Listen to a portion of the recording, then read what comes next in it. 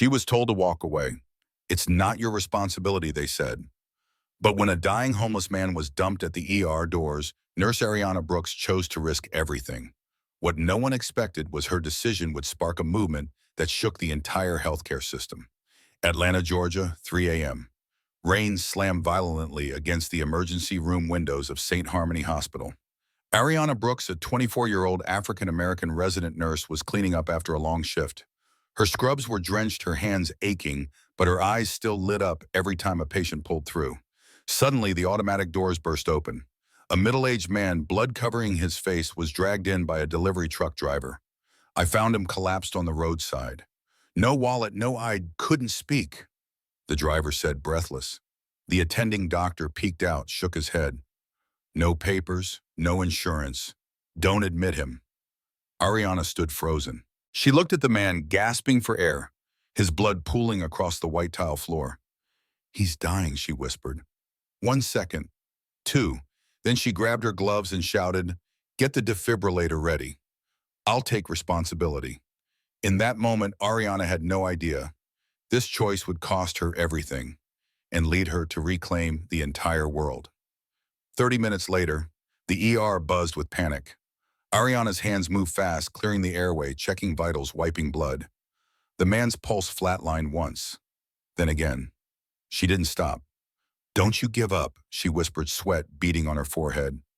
At 3:47 a.m., a faint heartbeat returned. He was alive.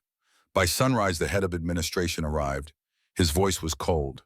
"You accepted an undocumented patient without clearance. No consent, ICU equipment unauthorized. We could be sued." "I saved his life," Ariana said, voice cracking. "You overstepped. Turn in your badge." She froze. Around her, no one defended her. No one met her eyes. Her hands shook as she removed her badge and folded her scrub top. She paused one last time beside the man's bed. He lay unconscious, hooked to machines. "Please live," she whispered. Then she stepped out into the morning light. Not a hero, not even a nurse. Just a girl with nothing left but her conscience. Back at her apartment, Ariana stared at her uniform crumpled on the chair. She hadn't washed it. She couldn't. The scent of antiseptic blood and rain still clung to it, along with the memory of what she'd done. No calls, no texts, no apologies. She sat on the floor, the quiet pressing down on her chest like weight. Had she made the wrong choice? She had followed her training, her instinct, her heart. But the system didn't reward compassion. It punished it. She opened her laptop, hoping for news of the man, anything. But there was no name, no updates. He was just gone. And so was she. But across town, in a guarded private room, that same man stirred beneath a blanket. Machines beeped steady, and somewhere in his foggy memory, a voice echoed, "Please live." 3 days later, her phone rang, a number she didn't recognize. "Ms. Brooks," a calm voice asked. "This is the office of Michael Langston." Ariana's heart skipped. "The Secretary of Commerce," she asked, confused. "Yes. And also the man whose life you saved." She stood frozen, barely breathing.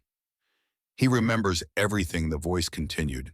"He asked for you personally. Can you meet him today? He didn't have any ID. I didn't know." "We know," the voice said softly. "But he knows your face. A car would arrive in an hour." Ariana hung up and looked at herself in the mirror. Hair tied up, no makeup, tired eyes. But beneath all that, something had changed. She was no longer invisible. Someone had remembered. The building towered over the city. Security scanned her ID twice. Then silence. At the top floor, she entered a sunlit room. Michael Langston sat near the window, an oxygen tube beneath his nose. He looked up as she entered, his eyes instantly recognizing hers. "You," he said quietly. "You didn't leave me." Ariana blinked hard. "I'm sorry, I didn't know who you were," she whispered. He shook his head. "That's why it mattered." He reached out and held her hand gently. "They tried to make you pay for doing what was right. But I won't let them." "What do you mean?" she asked. "I mean," he said with a faint smile, "you're not going back to that hospital. You're coming with me. We've got a system to rebuild." They met in a private conference room. No press, no entourage. Just two people, one who almost died and one who refused to let him. Michael leaned forward, voice steadier now. "I've seen countless hospitals. I've signed million-dollar reforms. But you did something no policy ever could. Ariana swallowed. I only did what I hoped someone would do for my father, if he were lying there. He paused. What happened to him? He died in an ER hallway. No one came. They said he didn't qualify for urgent care. Michael's jaw clenched. Then this is more than a job. It's justice. He slid a folder across the table. Inside is a proposal. I want to launch a new national pilot compassion first. Nurse-led units, zero turnaway policy. You'll help design it. Ariana stared at the folder, hands trembling. But I'm not qualified, she whispered. You are, he said firmly, because you never needed a title to save a life. Tears welled in her eyes. For the first time, her kindness wasn't a liability. It was her superpower.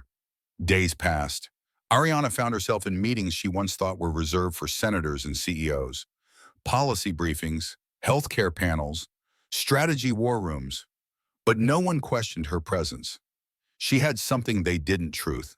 Every word she spoke came from lived pain. Every idea she pitched was born in the trenches of real suffering. Still one night as she reviewed another draft of the proposal, fear crept in. What if they were only using her as a symbol? A black nurse for diversity optics. A soft face to soften hard truths. Michael noticed her silence. You think we brought you here for show, he said gently. She looked up startled. Let me be clear, he continued. They had the data, they had the degrees, but they didn't have you. And without your story, none of this moves the hearts that matter. Ariana didn't respond, but she didn't doubt again. From that night on, she fought harder because now she knew why her voice mattered. A month later, the pilot proposal reached Capitol Hill. Most lawmakers were silent as Michael presented, but one senator leaned forward, face tight. Let me get this straight, he said. You want to fund a program where hospitals must treat undocumented patients without knowing who pays? Michael replied calmly. No, I want to fund a system where saving a life isn't a debate. The room buzzed. Then Ariana stood. I was fired for doing what every nurse is trained to do, care first. The man I saved turned out to be one of you. But what if he wasn't? Would that make him less worthy? She looked around. I didn't ask if he was rich. I asked if he was breathing. For a moment, silence held the chamber hostage. Then slow clapping began.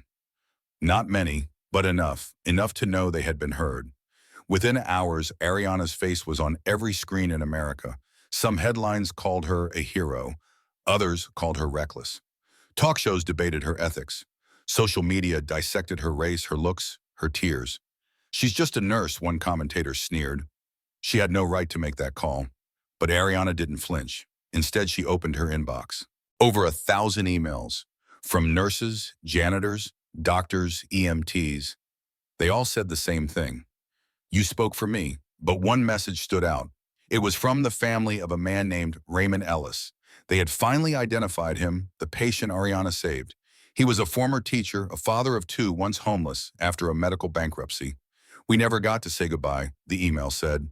But because of you, we will. Ariana closed her laptop, hands shaking. She had saved more than a life. She had saved a goodbye. The day of the vote arrived. Ariana stood outside the Capitol, nerves raw. Protesters screamed on both sides of the fence. Inside, the House would decide whether compassion first would move forward nationwide. Michael walked beside her. You changed the conversation, he said quietly. Now let's see if they have the courage to follow. The vote began, one by one. Yes, no, no, yes, yes, no. Ariana counted breaths, not numbers, and then it happened. The final vote tipped the scale. Motion passed. She gasped. Michael smiled. The crowd outside exploded. And Ariana, she didn't cheer. She wept. Not for the vote, but for every voice that had been silenced before hers finally broke through. After the vote passed, media attention swarmed Ariana. News vans, flashbulbs, headlines. But a week later, the world moved on. A new scandal, a new distraction. And Ariana stood alone in her small apartment again, washing a single dish in a silent kitchen. The victory felt distant. Had anything really changed? Her phone buzzed. A call from St. Harmony Hospital. She hesitated, then answered. The voice on the other end was trembling. We need help. Our ICU's overflowing, and we're understaffed. We know we treated you unfairly, but please come back, even if just for a shift." Ariana stared out the window. Forgiveness wasn't easy, and forgetting wasn't required. But healing that required showing up. She packed her old scrubs and walked into the place that once broke her, ready to help rebuild it. When Ariana entered the ER again, some gasped, some looked away, others looked ashamed. She didn't seek revenge. She sought patience. Room 4, a boy with seizures. Room 7, an old man with chest pain. She moved with steady grace, not to prove anything, just to serve. In the break room, a younger nurse approached her. "Were you scared?" she asked, "when they told you to walk away?" Ariana smiled softly. "I was terrified, but I was more afraid of becoming someone who turned her back when it mattered." The nurse nodded, tears brimming. "You gave us a reason to be proud again," she whispered. For the first time in weeks, Ariana exhaled, not because she had won, but because someone else finally believed they could. Months passed. One morning, Ariana received a letter. No return address, just her name written in shaky handwriting. Inside was a photograph. A man with kind eyes standing beside two teenage girls. On the back, Raymond Ellis. Teacher, father, alive because of you. Ariana clutched the photo to her chest. She remembered that night. The storm, the blood, the decision. And now here he was, living, smiling, teaching again. She framed the photo and placed it on her desk at the new Compassion First Pilot Center in Atlanta. Next to it, she pinned a sign, "Every life matters, even when no one's watching." And every morning before her shift began, she touched the photo gently. It reminded her why she stayed. But not everyone celebrated. Insurance lobbyists pushed back. Conservative commentators called the program reckless kindness. At a town hall, Ariana stood her ground. "We're not talking about politics," she said firmly. "We're talking about heartbeats. They say it's unsustainable. I say the real cost is letting people die while we debate paperwork." Someone in the crowd stood, an older woman with tears in her eyes. "My son died because no one treated him in time," she said, voice cracking. If this program had existed then, she couldn't finish. Ariana stepped down from the stage and hugged her. Not as a nurse, not as a leader, just as a human. And that hug said what politics never could. Late one night, Ariana visited the cemetery. She knelt by her father's grave, a small bouquet in hand. "Dad," she whispered, "I couldn't save you, but I saved someone's father." She closed her eyes, letting the breeze carry her words upward. "You taught me to fight for what's right, even when it's hard, even when it hurts." Behind her, wind rustled the trees like a quiet applause. She placed the Compassion First badge beside the stone. "I carry you with me in every patient, every breath, every choice." A single tear slid down her cheek, not of sorrow, but of peace, because now her father's story didn't end in silence. It echoed through every life she touched. Ariana opened her mailbox and found a small envelope without a stamp. Inside was a handwritten note. "You don't know me, but I saw your story. My brother was homeless and no hospital helped him. He died last year alone under a bridge. But what you did, you made me believe people like him matter again. Thank you for seeing what others refuse to." No name, no return address, just a tear-stained corner. Ariana sat on her porch, letter pressed to her chest. In that moment, she realized this fight wasn't just about hospitals or policies. It was about dignity, about the invisible lives forgotten and ignored. She looked up at the sky and whispered, "I see them. I always will." From that day forward, she began every shift with a quiet promise: "I will never look away." One rainy evening, emergency alerts flashed, a multi-car pileup on the interstate. The hospital scrambled. Ariana tied her hair back and ran straight into chaos. Blood, screams, rushed stretchers, but she moved like still water, calm, focused, determined. Then she saw him, a teenage boy, unconscious, barely breathing. No ID, no insurance. The administrator hesitated. Ariana didn't. "Trauma room 3, now." The team obeyed, not out of policy, but out of trust. As they worked, someone whispered, "He reminds me of that night." Ariana nodded. "Exactly why we won't fail him." Hours later, the boy stabilized. The administrator approached quietly. "You're right," he said. "We're not here to check wallets. We're here to check pulses." And for the first time since she returned, Ariana smiled without a shadow behind it. Months later, Ariana stood before the National Health Equity Council. She wasn't nervous this time. She was ready. With Raymond Ellis seated proudly in the front row and her Compassion First team beside her, she began, "We built this on one truth. Everyone deserves a fighting chance." She showed photos of patients once denied care, told stories that data couldn't. Tears ran down the cheeks of a few council members. Then came the question, "What's next?" Ariana paused. "We bring it to every city, every rural clinic, every ER still turning people away." They applauded, not because she was impressive, but because she was undeniable. Ariana Brooks had gone from fired nurse to national voice, and she wasn't asking for a seat anymore. She built her own table. During a community outreach event, a little girl tugged Ariana's sleeve. "Are you the nurse who saved the man on TV?"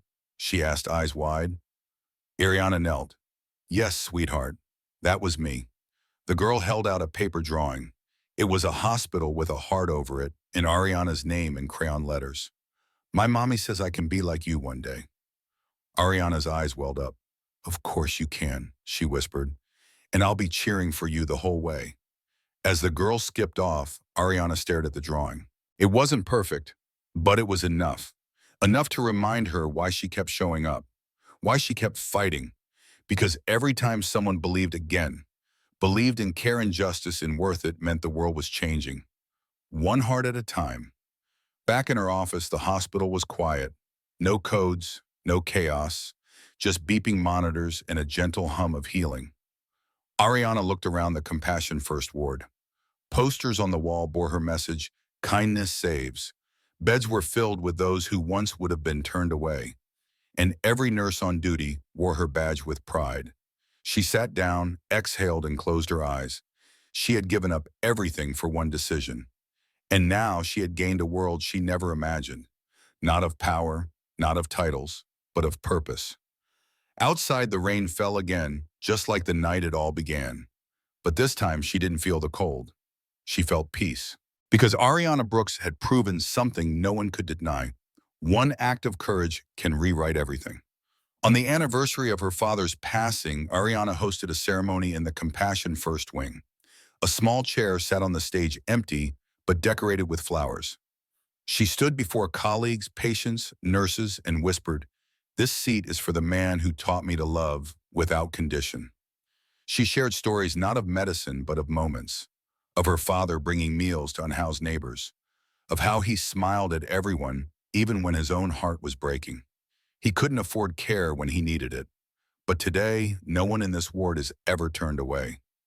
The audience stood in silence, tears quietly falling. That night, Ariana sat in that chair alone, watching the stars outside the window. "I did it, Dad," she whispered. "We did it." And in the stillness, she felt his presence in every breath. Weeks later, Ariana found her office broken into. Nothing stolen except one thing. The photo of Raymond Ellis and his daughters. At first, she panicked, heart racing, violated. But then a handwritten note slid under her door the next day. "I used to think people like him didn't deserve help. But I was wrong. I needed to see him smile every day to remind myself what compassion can do. I'll return it soon." "Thank you." She didn't report it. Instead, she printed 3 more copies and left them in the waiting room. That day, visitors sat differently. They looked at one another a little longer, as if the photo had become more than an image. It had become proof, proof that change is possible. One night, a gunshot victim was rushed in young, unconscious, and bleeding fast. A nurse hesitated. "He has gang tattoos," she whispered. "What if—" Ariana looked her in the eye. "What if he's someone's brother, someone's son?" They treated him. 2 weeks later, that boy Elijah returned with flowers. He walked slowly, holding a crutch, but his voice was clear. "I don't remember much. Just your voice saying, 'Don't give up on him.'" He gave Ariana the bouquet. "No one's ever said that for me before." Ariana's throat tightened. She realized sometimes compassion isn't just about saving lives. It's about saving how someone sees themselves. That boy didn't just walk out healed. He walked out seen. An email arrived. You've been nominated for the Presidential Medal of Freedom. Ariana stared at the screen silent. Her heart wasn't racing. Her hands didn't tremble. Because she knew awards weren't the point. The point was that people who were once invisible now had a name, a face, a defender. She flew to D.C., stood beside leaders and legends. When called to speak, she said only this: I was never trying to be a hero. I was just trying to do what my heart told me was right. And the entire room rose in quiet awe. Not for her title, not for her fame, but for her truth. Years later, Ariana walked the halls of the hospital she helped transform. Now older, her hair speckled with gray, her pace slower, but her eyes still bright. She stopped at every bed, greeted every nurse, held the hand of every scared child. Then she removed her badge, left it on the wall under a framed quote, even when no one is watching, choose kindness. As she stepped into the sun, no cameras followed, no applause waited. But on the sidewalk, a young girl in scrubs rushed up. Ms. Brooks, I'm starting my first shift today. I read everything about you. You're why I became a nurse. Ariana smiled, heart full. Then my job is done. She walked away slowly, not into retirement, but into legacy. Sometimes one act of compassion is louder than 1,000 policies. True courage is choosing what's right even when no one applauds, and especially when everyone tells you not to.